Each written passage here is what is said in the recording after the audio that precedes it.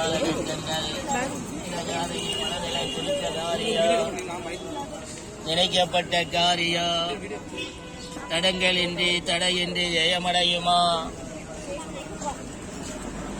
எண்ணிய காரியம் நடக்குமா?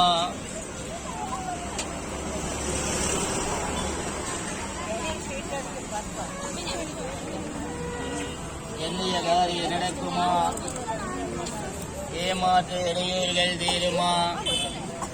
12 ராசி 27 நட்சத்திர பிரகாரம்